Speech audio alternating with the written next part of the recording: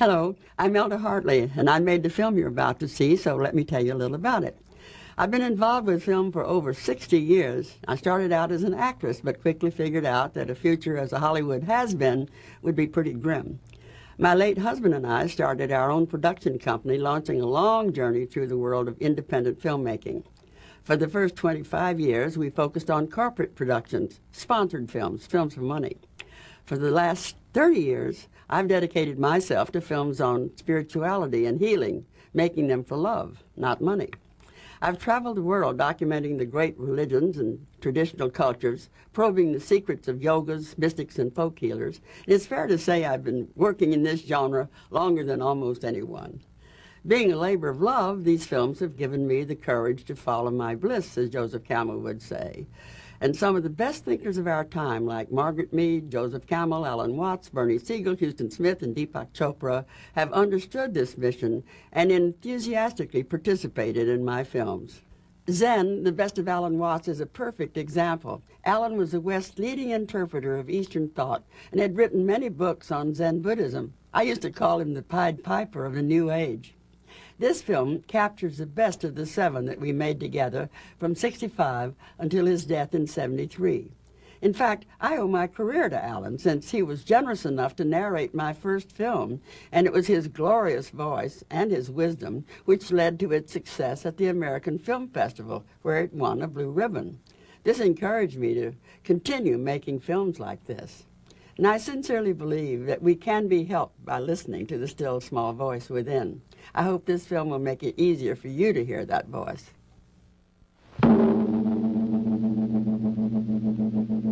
In his many books, Alan Watts stressed the importance of developing self-awareness and sensitivity. But I'm not sure at all that what we need at this time is an increase in the power of the human mind, because that's a technological advance very similar to what we've already accomplished in physical technology. And if we've abused that in a hostile spirit against the world, we can equally well abuse psychic technology. I think what has to happen is a change in understanding. It's not a matter of power or of muscle or of energy. It's a matter of the way in which we understand and feel our own existence, not as strangers in a hostile universe, but as integral parts of that universe, as fruits of the universe, in the same way as an apple is a fruit of a tree. We are a fruit of this galaxy. We belong to it. We're something it's doing. But we don't feel that.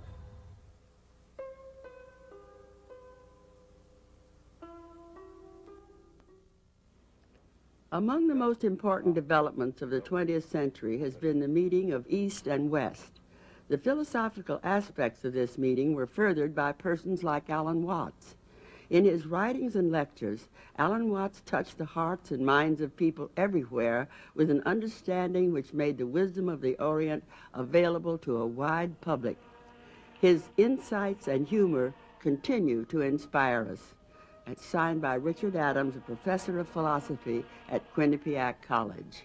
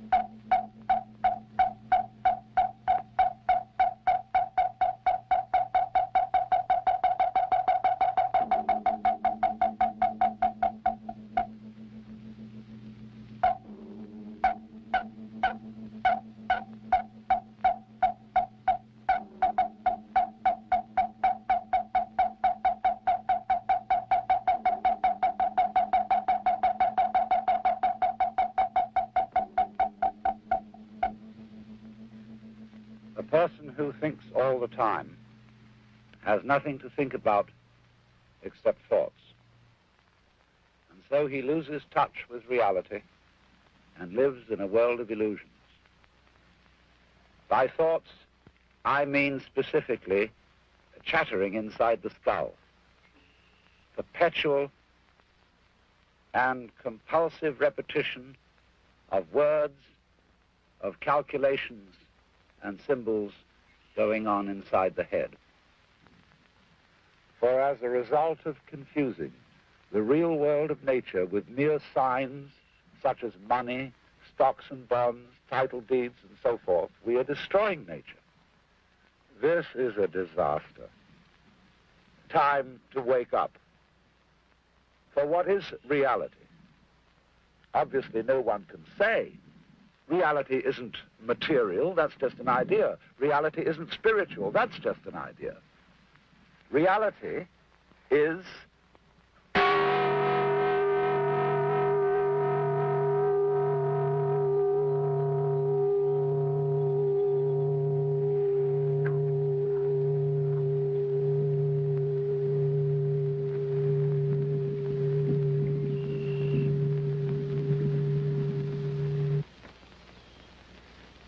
You see, we all know what reality is, but we can't describe it.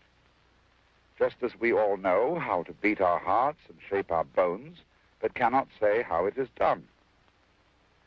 To get in touch with reality, there is an art of meditation, of what is called yoga or dhyana in India, Chan in China, and Zen in Japan. It is the art of temporarily silencing the mind, of stopping the chatter in the skull. Of course, you can't force your mind to be silent. That would be like trying to smooth ripples in water with a flat iron. Water becomes clear and calm only when left alone. So, will you try an experiment with me? Simply allow your ears to hear all sounds around you. Don't try to name or identify these sounds. Just hear them as you would listen to music, as when you hear a flute or guitar, without asking what it means.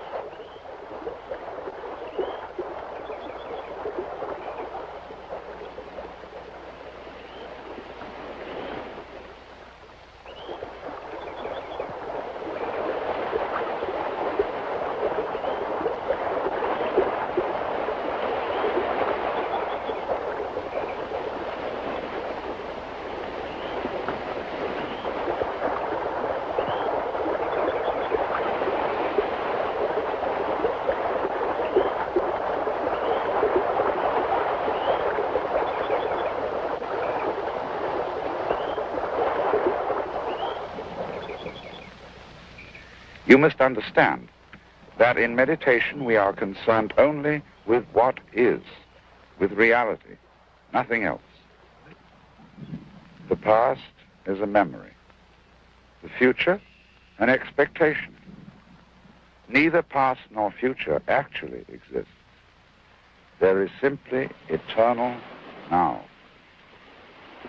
So don't seek or expect a result from what you're doing. That wouldn't be true meditation.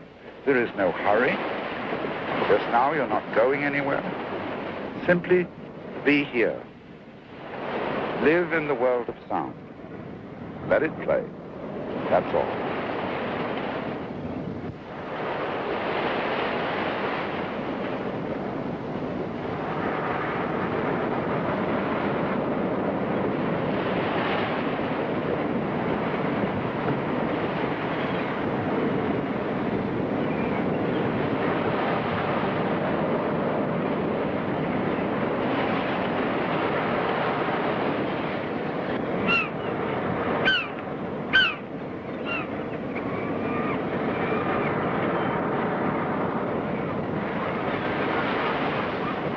In the world of pure sound, can you actually hear anyone who is listening?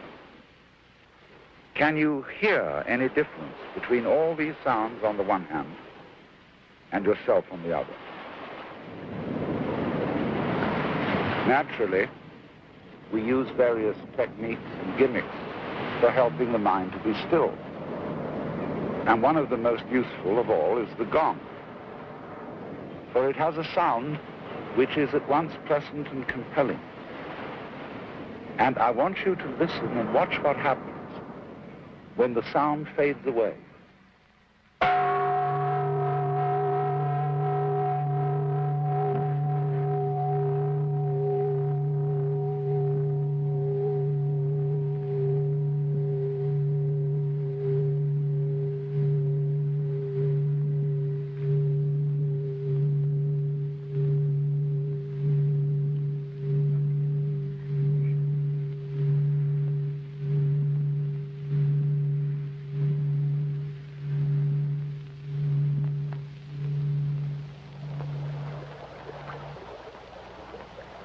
The one sound becomes the many. The single tone is transformed easily and gently into all other noises. And that's how the universe comes into being, out of the one energy underlying all events. So, if you don't have a gong, you can use your own voice. And use a device which is called by the Hindus and Buddhists a mantram. That is to say, a sound or word or phrase which is sung for the sound rather than for its meaning. And chief among these is the mantram Om, A-U-M, called the pranava, because it comprises the whole range of sound from the back of the throat to the lips, and is so called the sound of God. So why don't you sing it with me, or hum it with me, taking the note from the gong.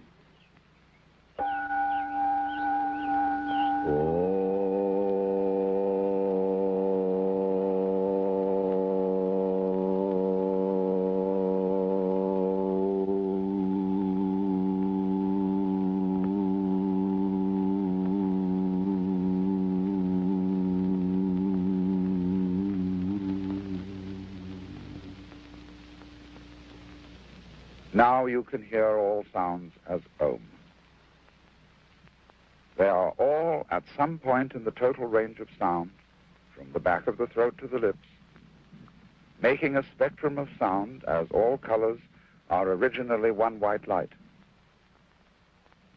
But don't ask what the sound is or what it means. Just hear it and dig it. Hum with me again.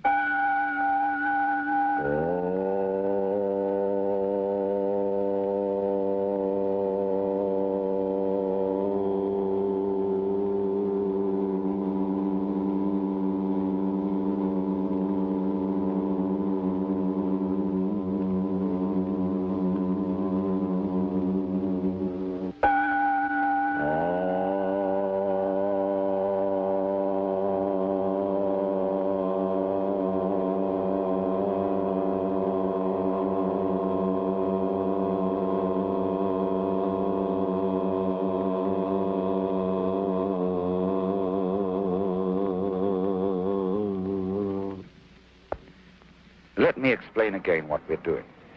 We're going behind words, names, numbers, beliefs, and ideas to get back to the naked experience of reality itself.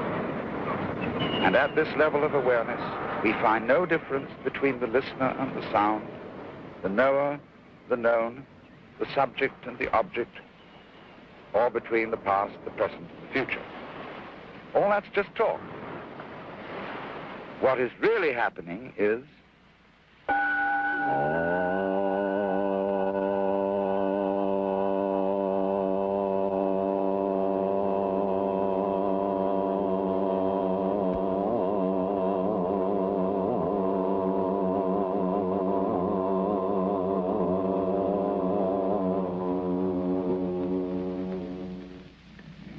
and you may wonder how I can keep the sound going for so long a time.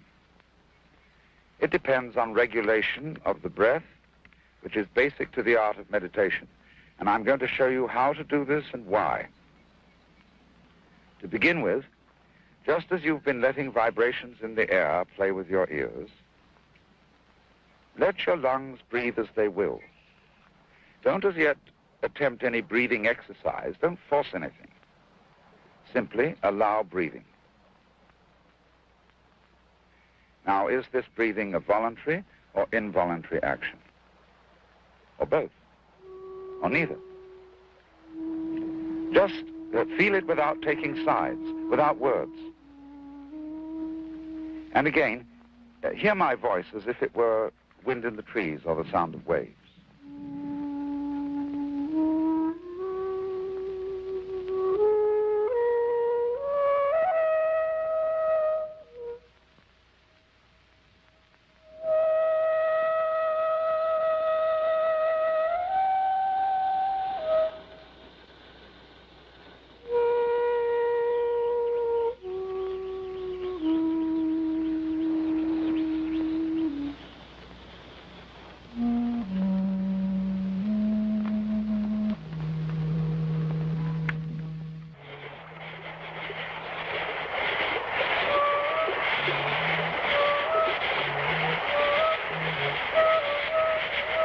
Meditation has no purpose, no objective, except to be entirely here and now.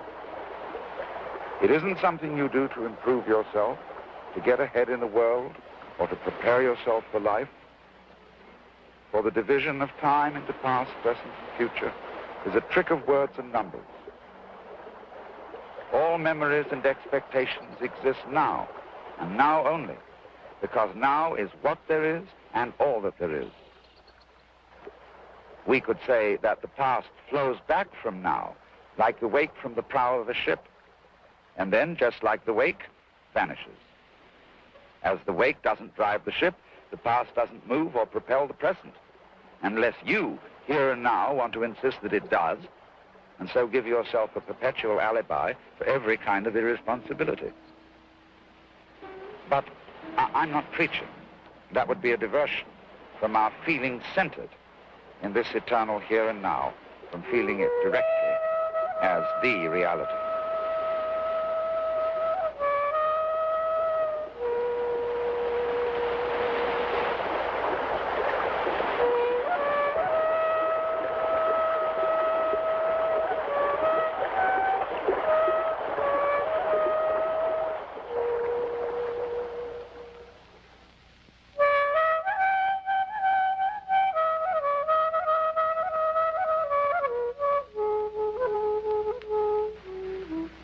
Meditation, it's best to sit on the floor or the ground on a cushion, either cross-legged or in the lotus posture if you could manage it, or as I'm sitting, which is kneeling and sitting back on my heels, which I find the most convenient.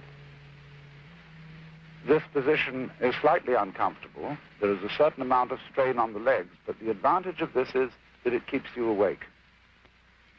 You should have your spine comfortably erect.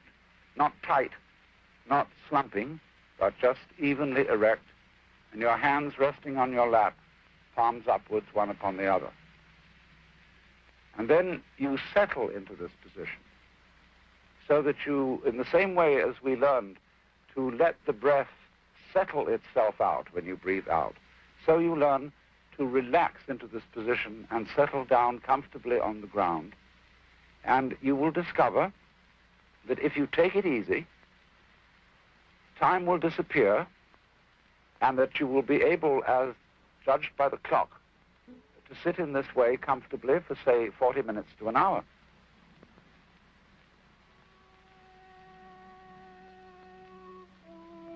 Once again, the essence of the whole art is to feel, to experience what is, what happens, without saying anything to yourself about it. So let your breath flow easily, heavily, down and out again. No strain.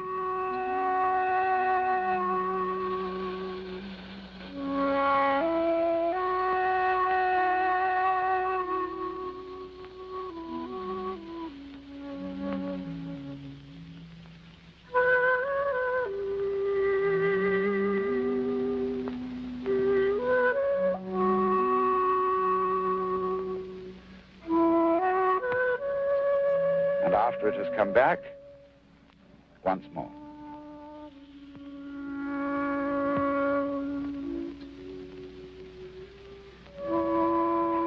Well then,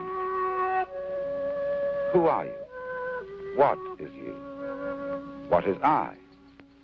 Some people say it's this body, others the mind, the ego, or the soul. But all those, body included, are names and notions. Can we experience the self directly, like a sound, a flame, or any other object? Let's assume that all ordinary ideas of what myself is are either so wrong or so doubtful that we must investigate the matter directly. But to do that, you must first get the sensation, the feeling of yourself without forming any idea. Regard words in the head as mere noise. Relax your tongue and let it float easily in your lower jaw.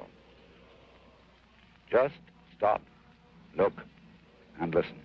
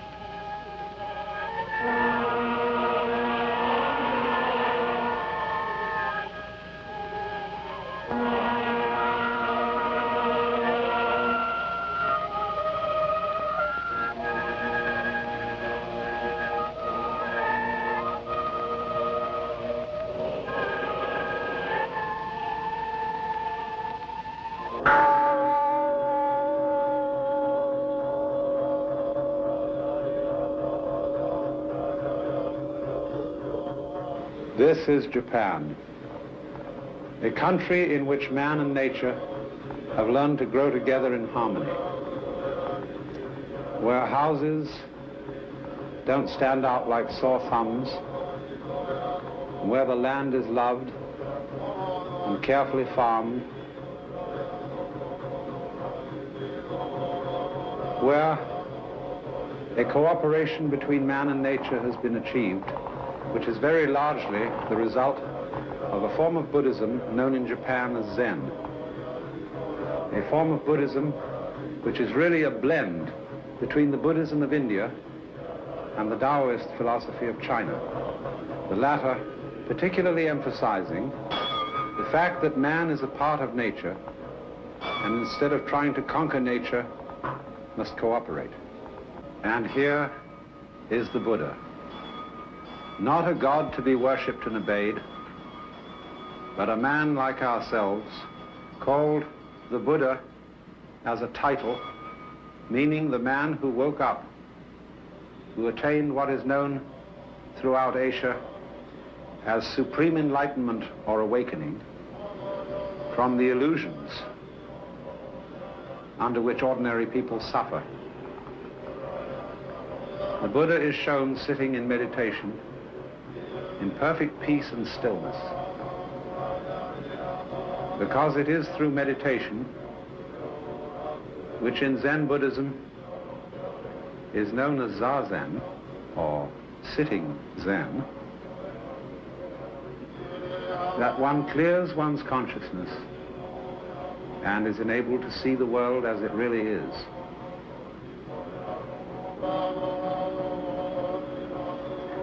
Meditation consists in stilling the mind and shutting off the stream of incessant chatter, the stream of thoughts which constantly goes on inside our heads and distorts our view of the world, calling attention only to tiny details and preventing us from seeing things whole.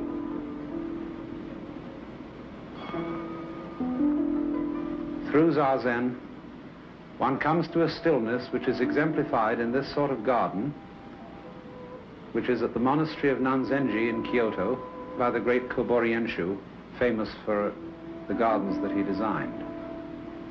Notice that it consists mostly of sand, of rocks, moss, and a few bushes. The sweeping emptiness of the sand, showing the value which Buddhism sets upon emptiness, upon space, which to most of us is mere nothingness, but it's understood in Buddhism that without space there can be no solid. Space and solid generate each other. In the same way, the tree, as a Zen poem says, manifests the bodily power of the wind. For without things against which the wind could move, by its transparency and invisibility we should never see it. And as the trees call forth the power of wind, solid things call forth the power of space. Now it's a fundamental principle of Buddhism that all life is changing and flowing away like waters. This is not a pessimistic doctrine, as if everything is just going its way to death. It is rather that life itself is change. It is a process of flowing. And we are mistaken when we try to resist this process and stop the flow by clinging to ourselves. We waste an enormous amount of psychic energy in anxiety, in trying to resist the flow of life. But that is just like trying to possess this living water by catching it in a bucket. And we find that in the bucket it is no longer flowing, and in time becomes stagnant. Therefore, it is absolutely fundamental in Buddhism to allow oneself to flow with the stream of life. Really, there's no way of preventing it. And trying to prevent it is like trying to swim against an overwhelmingly powerful current. That way one drowns. But by flowing with it, one ceases to waste energy resisting it, and all that energy is available as new energy for creative work in art and life.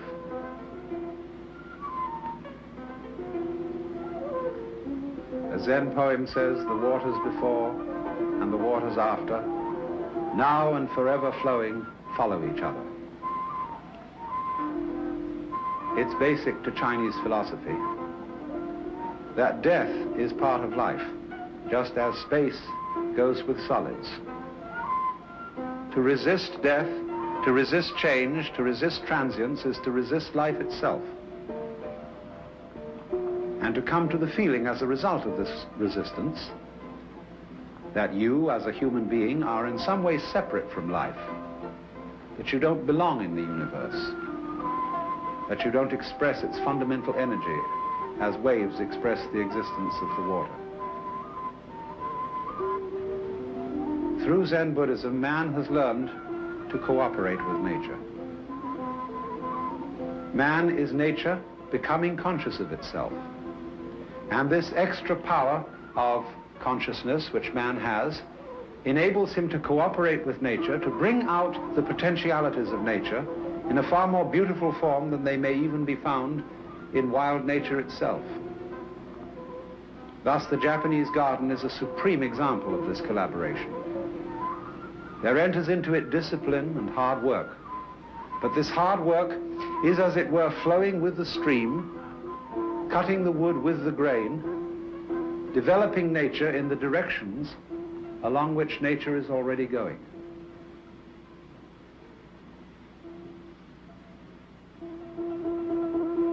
Art is conceived in the Far East not as a work of conquering nature, but as a work of nature.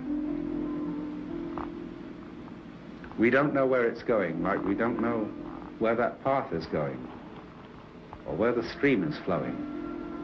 It goes on and it disappears. Just as we disappear in the moment of death. But that nothingness, that unknown into which all things flow, is very like space, which also seems to be a form of nothingness. But just as there cannot be rocks and trees without space, so there cannot be life without death. And the Buddha sits and almost smiles at it.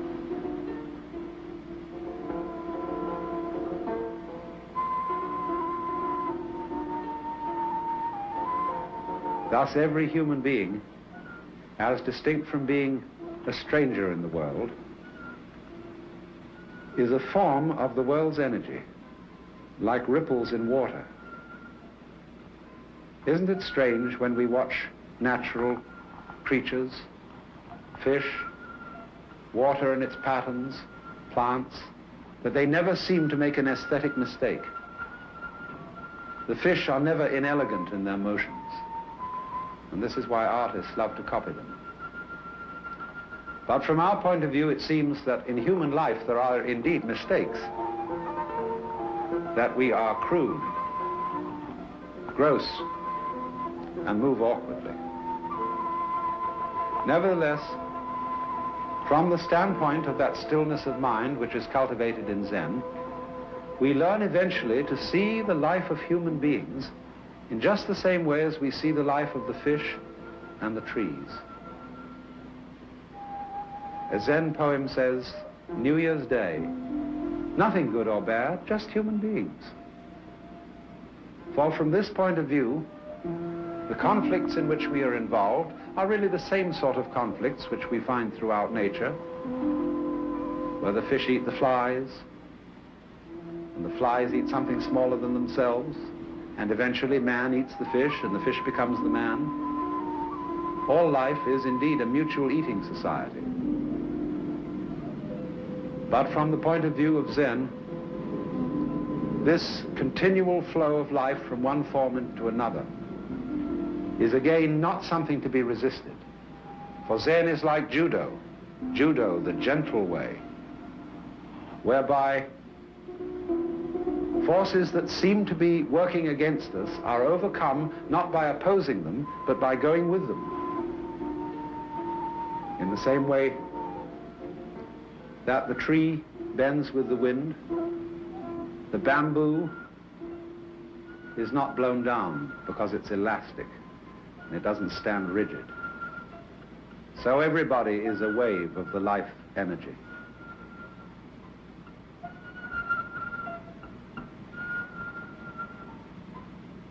And just as the wave manifests the energy of the ocean, so the human being is a wave. The universe waving in such a way as to say, hello, look, I'm here.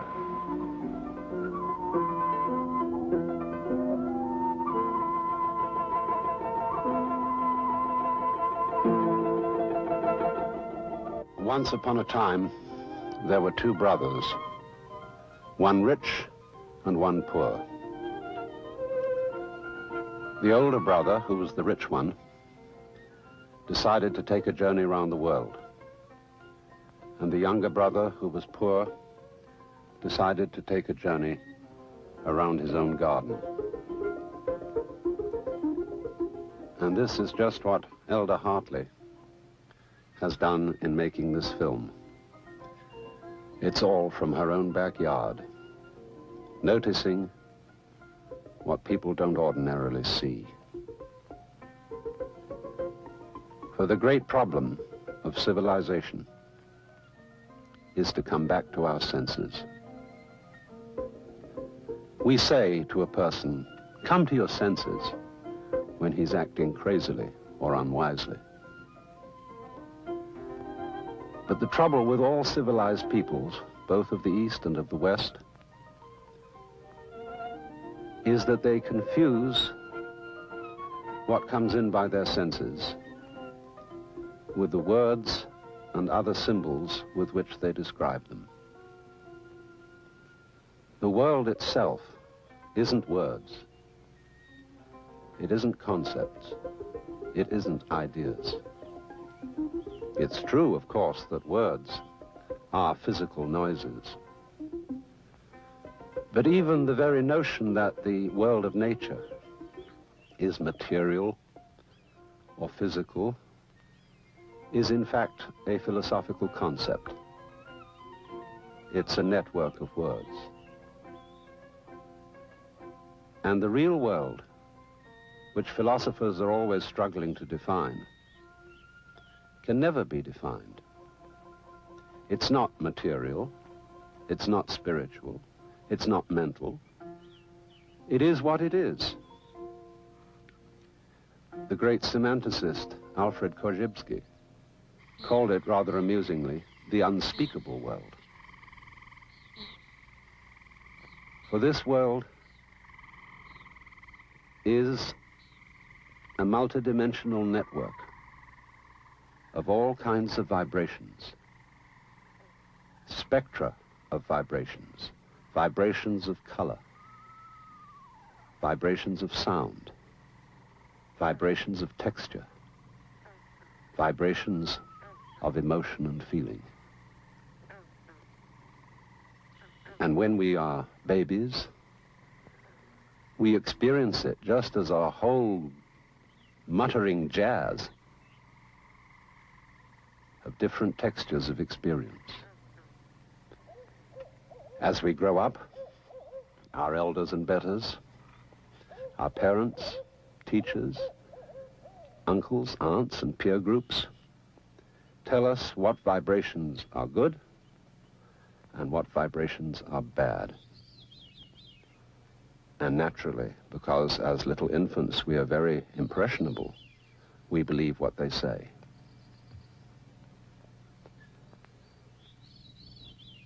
They tell us, for example, that we really ought to go on living, so that when we get sick and have a fever, they stand around the crib and wring their hands and give us the impression that this is a dreadful thing. Of course, it isn't necessarily dreadful at all. A Zen Buddhist poem says, "The morning glory blooms for an hour, but differs not at heart from the giant pine which lives for 1,000 years." What difference does it make whether an event be long or whether it be short? Whether a flame burns dimly and slowly for a long, long time, or whether it's just a brief and intense flash. This, said T.S. Eliot, is the way the world ends, not with a bang, but a whimper. And G.K. Chesterton countered him, saying, "You may go off with a whimper, but we will go off with a bang." So we become prejudiced. We accept the standards of our culture, the concepts and forms of our language, and confuse them with what is actually going on. Most people in our present culture would rather have money than wealth, would rather eat the menu instead of the dinner.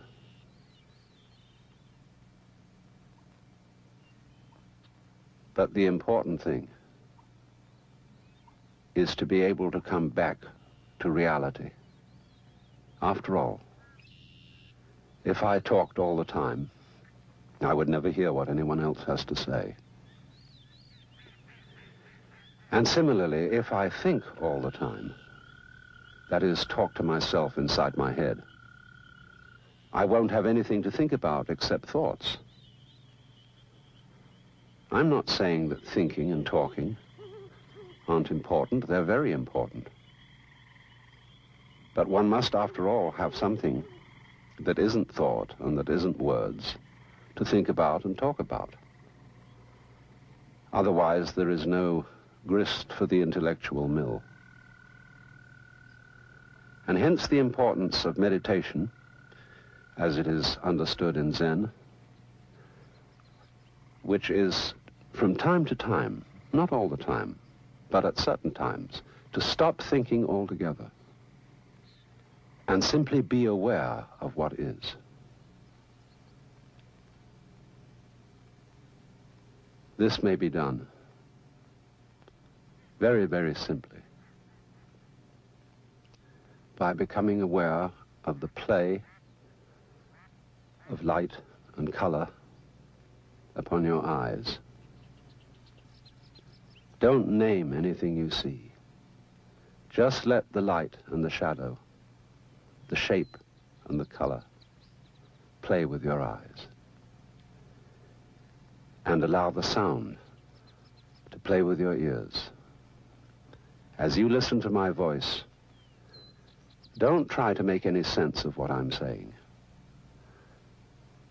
Just be aware of the tones, and your brain will automatically take care of the sense.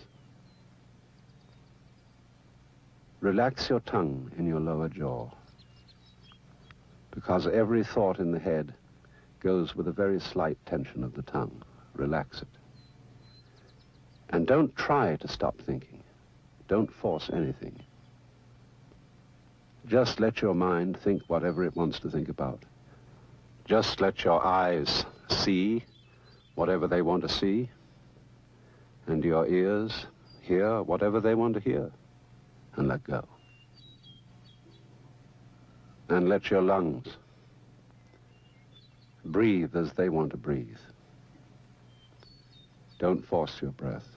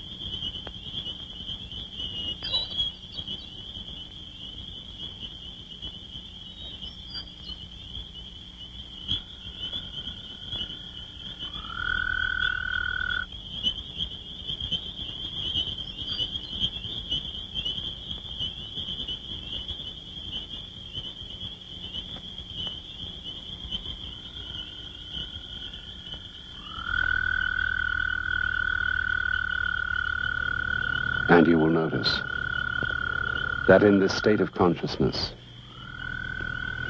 there is no past. There is no future. There is only now.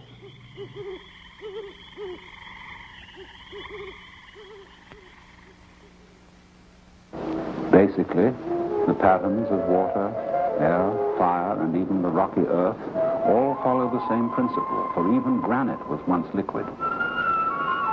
Always these patterns demonstrate energy going by the line of least resistance, which is hardly ever a straight line, the shortest practical distance between 2 points, for people in a terrific hurry, like the roads which the Romans built for their armies. Almost invariably, nature wiggles.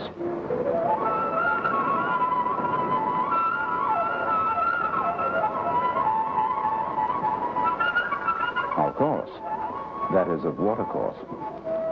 There is a point of view from which everything that happens is natural, from which we can see that all happenings follow the line of least resistance. The disasters of human civilization may perhaps be compared to floods and earthquakes, or to the swarming of locusts, or to battles between different communities of bees. Sure.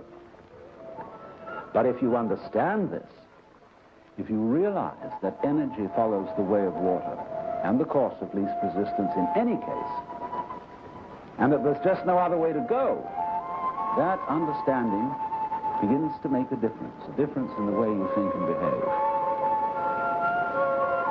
You begin to live with an attitude of not pushing the stream, of rolling with the punch, of not forcing growth, and in general, of easy does it. There are, of course, exceptions, in that we may prefer flowers to weeds, canaries to vultures, or fertile land to the desert. Then feel that we must use effort in the sense of force to straighten out and correct the world, to cultivate this and get rid of that. But when this attitude is carried to an extreme, and force is reinforced by immense technical power, we begin to wonder about pollution, erosion, ecological imbalance, overpopulation, and the senseless waste of wealth in military technology.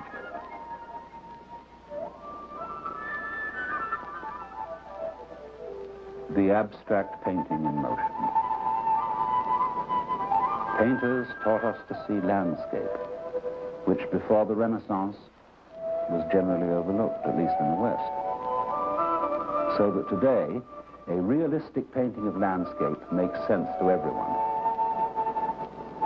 But new generations of painters are giving us still other visions, such as these.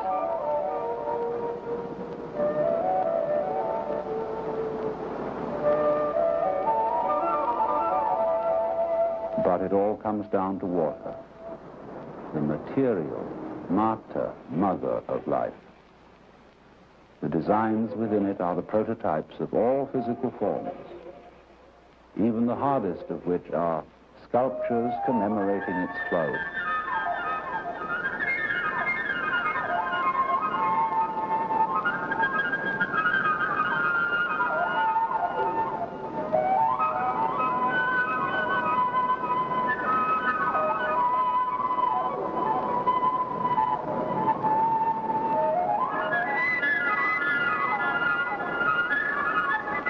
This is the way of water.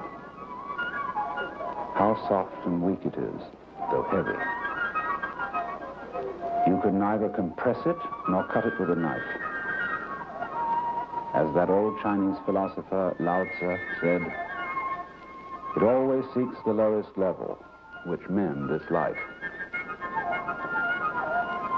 Its energy is its following of gravity.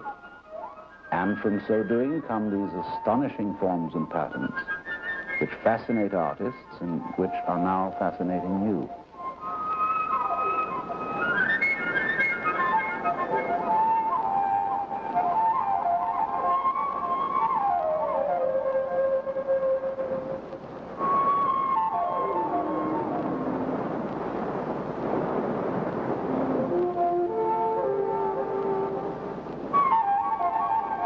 On the other hand, most people seem to be afraid of the course of least resistance. They call it spineless. Did you ever look at a spine? Or devious, unmanly, not upright and straightforward, or just plain lazy. But notice that this water is not inert and limp like a wet rag. Notice that its forms are not messy like garbage strewn over the street. For to discover the way of least resistance, the true direction of gravity, one must be most alert and sensitive. For to be natural is not, as is so often thought among us, to be merely crude, capricious, or vulgar. Does any of this waterscape remind you of Main Street, with its billboards, gas stations, and junkyards?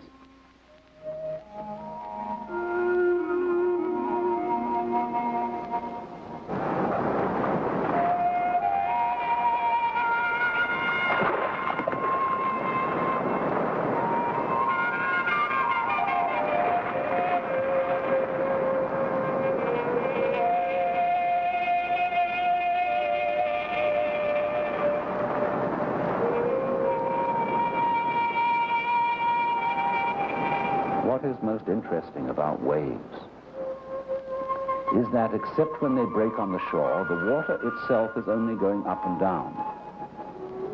It isn't moving horizontally. It's the wave that goes along, not the water. A whirlpool in a river seems always to be there, but it is never for a moment the same water. Actually, in the long view, it's the same with the very rocks. For as some poet has said, the hills are shadows, and they flow from form to form, and nothing stands. So what about you? The seemingly substantial continuity of your body and mind from day to day is like the motion of the wave across the water. A fabulous illusion.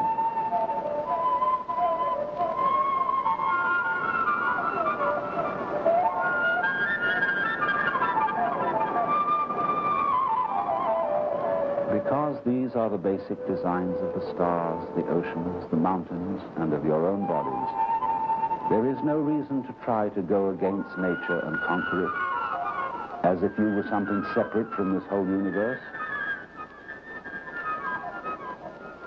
One who sails a boat does not try to conquer the wind, but learns to go where he wants to go by going with the wind. You are this universe, looking at itself. There is not you on the one hand and it on the other. There is simply this eternal happening. And what we call night, death, and nothingness is just the trough of the wave.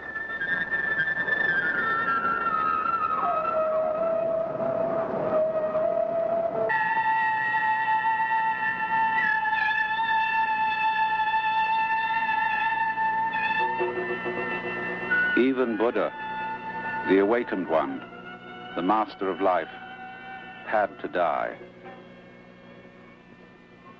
But why do we say had to die?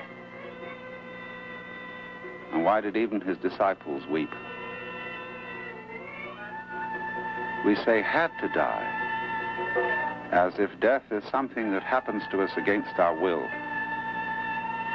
because we divide our whole experience into two parts: what we do and what happens to us.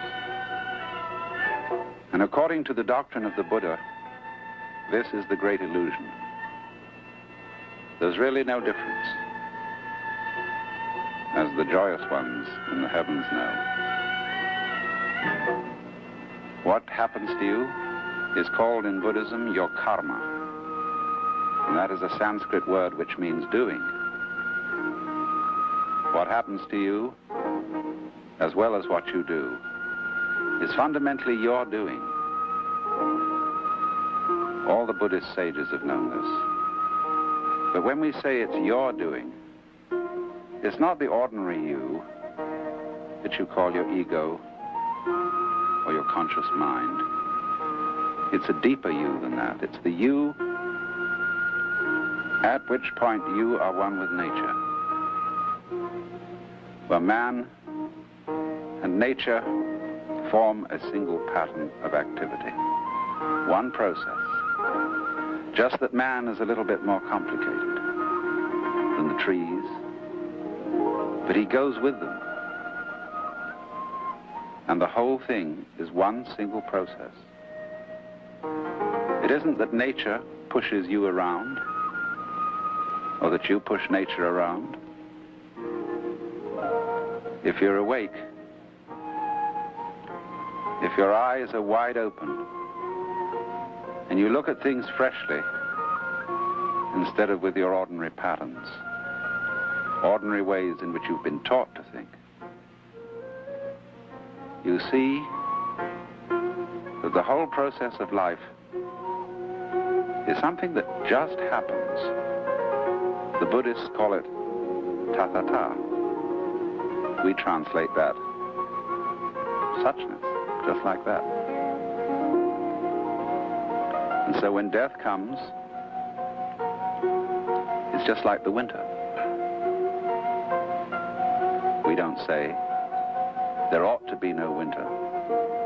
That the winter season, when the leaves fall and the snow comes, is some kind of defeat.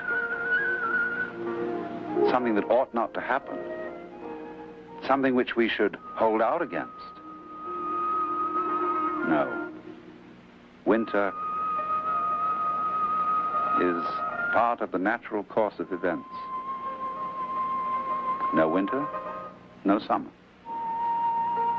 No cold, no heat. Just in the same way, there are no valleys without mountains. And we don't praise the mountains for being high or blame the valleys for being low. We don't praise straight trees for being straight, or curly trees don't get blamed for being crooked.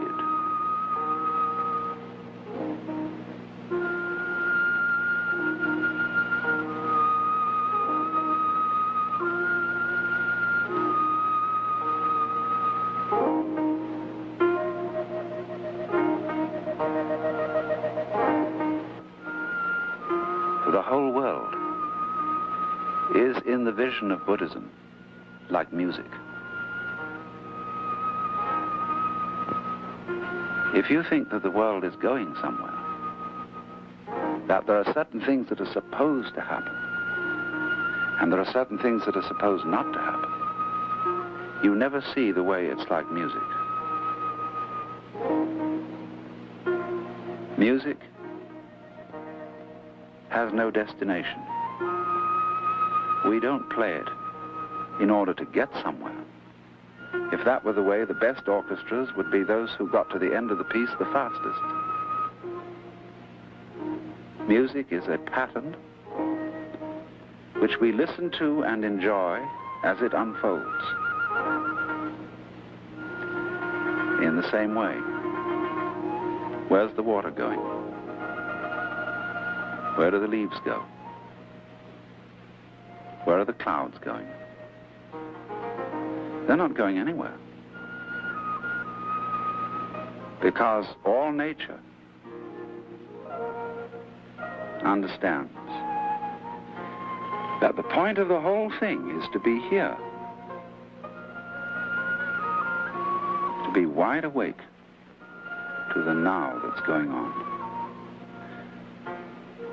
So when you listen to music, you don't try to hold in your memory what has passed, nor to think about what's coming. You listen to the pattern as it unfolds. And so watch it as it moves now. It's a dance. And dancing is like music. For when you dance just to dance. You don't aim at a particular place on the floor that is the destination of the dance. You listen to the music and you move your body with it, just as at the moment your eyes are following the patterns of the water. Your eyes, they know they're not going anywhere. The idea that there's something that ought to happen, that is a purpose to it all, is just words, just a thought in your mind. And in order to see all this, you have to stop thinking.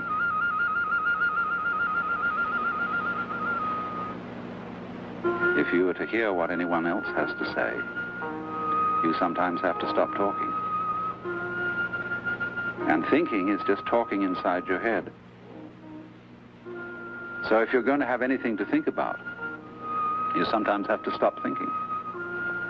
Just as if you're going to have anything to talk about, you sometimes have to stop talking and listen. And the secret of the Buddhist view of life is to spend some time every day in which you don't think but just watch, in which you don't form any ideas about life, but look at it, listen to it, smell it, feel it. When you don't try to cling to it, as if it was something different from you, then your whole life has about it the sensation of flowing, like water.